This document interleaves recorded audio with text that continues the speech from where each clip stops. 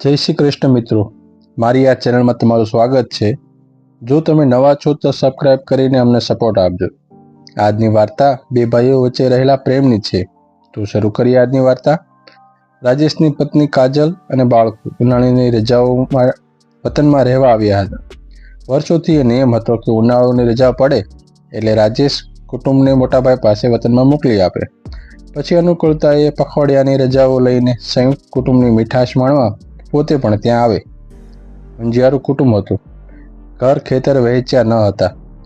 રાજેશ નાની ઉંમરમાં મા બાપની સીડી છાયા હોય હતી, પણ મોટાભાઈ મનોજ અને ભાભી વિમળાની મીઠી માવજતને લીધે પોતે હોશિયાળો છે એવું એને કદી લાગ્યું ન હતું. એક નાનકડું ઘર ને 2-4 વીઘા જમીન તથા થોડું દેવું છોડી મા બાપ સ્વર્ગે સિધાવ્યા હતા. મનોજે પરિશ્રમ કરી રાજેશને ઉછેર્યો હતો, ભણાવ્યો હતો, ધંધે વળગાડ્યો હતો અને સારું ઘર જોઈને પરણાવ્યો હતો. પ્રામાણિકતાથી કમાઈને આજીવિકા નિભાવતા મનોજની સ્થિતિ એની એ જ રહી હતી. થોડી આવક વધી હતી ત્યારે સાથોસાથ પરિવાર પણ વિસ્તાર પામ્યો હતો. 4 બાળકો અને પોતે 2, એમ 6 જણાનું ભરણ પોષણ તે ખેંચીને કરતા હતા. પિતા માતા તુલ્ય ભાઈ ભાભીની આર્થિક હાલત રાજેશના ધ્યાનમાં હંમેશા રહેતી. તેથી જતે દર માસે નિયમિત મોટા ભાઈ પર 5,000 રૂપિયા મની ઓર્ડરથી મોકલી આપતો હતો.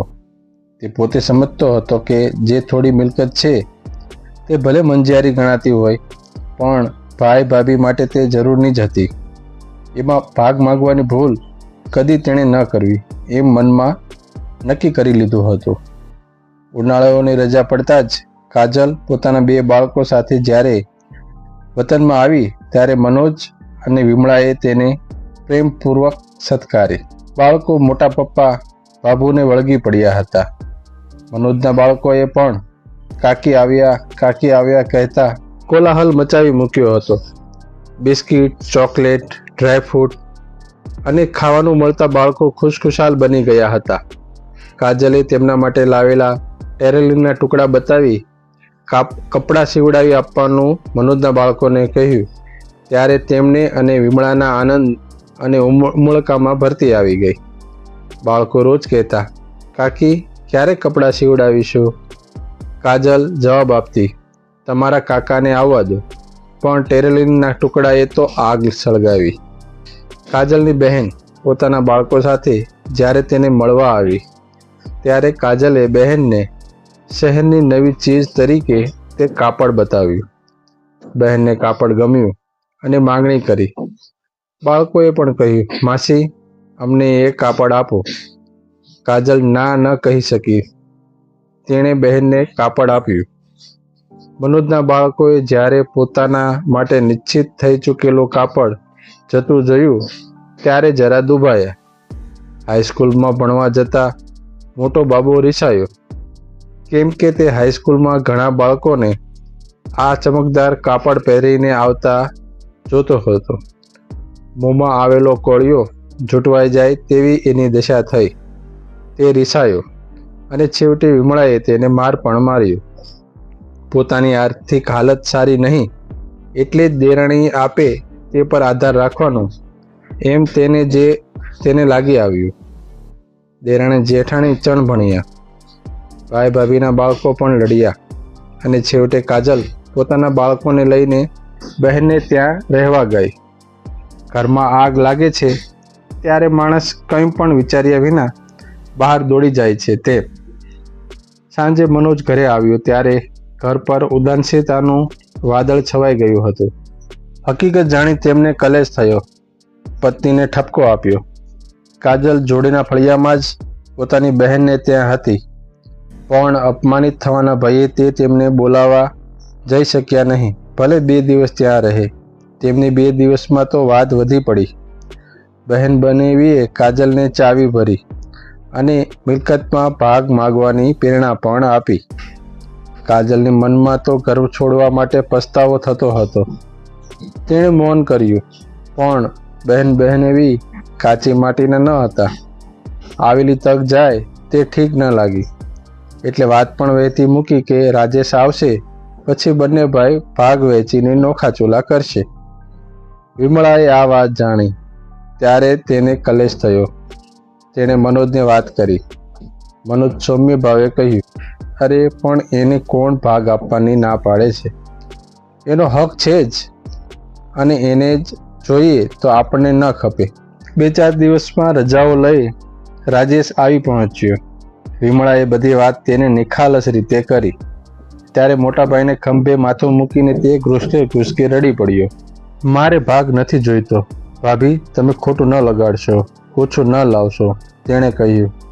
મનોજે સમજાવીને તેને કાજલને તેડવા મોકલ્યો. સાળા સાઢુભાઈએ કાનમાં વિષ રેડવાનો પ્રયત્ન કર્યો, પણ કોઈ અસર ન થઈ. ફરી પાછું કુટુંબ એક છાપરા નીચે આનંદ કરવા લાગ્યું. રજાઓ પૂર થવા આવી અને રાજેશે બધાને લઈને જવાનો દિવસ નક્કી કર્યો. એટલે મનોજે સાહજિક રીતે કહ્યું, ભાઈ, આમ હવે વહેલા કે મોડા ભાગ પાડવા જ પડે છે, તો ચોખવટ કરી લઈએ. ભલે, કાલે રાખો, રાજેશે કહ્યું, અને તે બહાર નીકળી ગયો. વિમળાએ મનોજને ધીમેકથી કહ્યું, હું નહોતી કહેતી કે ભાઈને પણ ભાગ વહેંચવો છે? પ્રભુ ઈચ્છા, પણ આપણી ક્યાં ના છે? તેનો હક તો આપવો જ જોઈએ ને, મનોજે કહ્યું. વિમળા ગમગીન બની ગઈ. સાંજે રાજેશ ફરી પાછો આવ્યો ત્યારે કાજલે તેને કહ્યું, આપણે ભાગ નથી પાડવો. તમે શા માટે હા કહી મોટા ભાઈને? એમાં તને સમજ ન પડે. રાજેશે વાત ઉડાડી મૂકતા કહ્યું. બીજે દિવસે 2-5 પટોલિયાઓ ભેગા થયા. ભાગ વેચવાનું શરૂ કર્યું. ભાઈ રાજેશ, તને મોટા ભાઈએ ઉછર્યો છે અને પરણાવીને ડાળે વળગાડ્યું. તું નાનો છે, જે જોઈએ તે માગી જ. જો આ ઘર વચ્ચે દિવાલ બનાવી, બીજી બાજુ પછી તે બારણું પાડો, એટલે 2 ઘર થઈ જશે. તારે કયું જોઈએ? રાજેશે કહ્યું, જુઓ, મારે એ રીતે ભાગ નથી પાડવા. પટલિયાઓને થયું ઝઘડો થવાનો. વિમળાએ કાન સરવા કર્યા. તારે જે જોઈએ તે મારે ન જોઈએ, એટલે જ માગું છું. જુઓ, મોટા ભાઈએ દુઃખ વેઠીને મને ભણાવ્યો, તો હું આજે કમાતો થયો છું. એટલે મારી ફરજ એ કે મારી કમાણીમાં તેમનો હિસ્સો રાખવો. સોસાયટીમાં મેં 2 જોડિયા બંગલા તૈયાર કરાવી લીધા છે. નાખો લોટ અને નક્કી કરો કયો મારો ને કયો મોટા ભાઈનો, રાજેશે કહ્યું. વિમળા અને મનોજની આંખમાં પ્રેમારસુ વહેતા હતા. પટેલિયાઓ પણ સમજી ગયા કે આ તો પ્રેમનો મીઠો કલહ છે. વાહ ભાઈ, આવો ભાગ તો અમે કદી નથી પાડ્યો, પણ વાસ્તુ કરો ત્યારે અમારું મોં પણ ગળ્યું થાય તેમ કરજો, તેમણે કહ્યું. અને બેઠેલા બધા ખડખડાટ હસી પડ્યા. બીજે દિવસે વિદાય લેતી વખતે કાજલે વિમળાને કહ્યું, ભાભી, હવે અહીં બધું સમેટી લેજો. આવતા ઉનાળાથી અમે રજાઓ ગાળવા અહીં નહીં આવીએ. કેમ અલી, હજી ડંખ નથી ગયો? વિમળાએ પૂછ્યું. કાજલ હસી પડી. હવે તમારે અમારી સાથે ત્યાં જ રહેવાનું છે. મોટો બાબુ કોલેજમાં આવતી સાલથી આવશે. પણ અહીંનો ધંધો? વિમળાએ પૂછ્યું. અહીં સમેટી લો, પછી ધંધો તો ત્યાં પણ શરૂ થશે. 2 ભાઈનો મંજિયારો, કાજલે કહ્યું. મિત્રો, તમને મારી આ વાર્તા ગમી હોય તો એને બીજા ગ્રુપમાં શેર કરી અમારી ચેનલને સબસ્ક્રાઈબ કરી અમને સપોર્ટ આપજો. આભાર. આપના સજેશન કમેન્ટ બોક્સમાં અવશ્ય જણાવજો.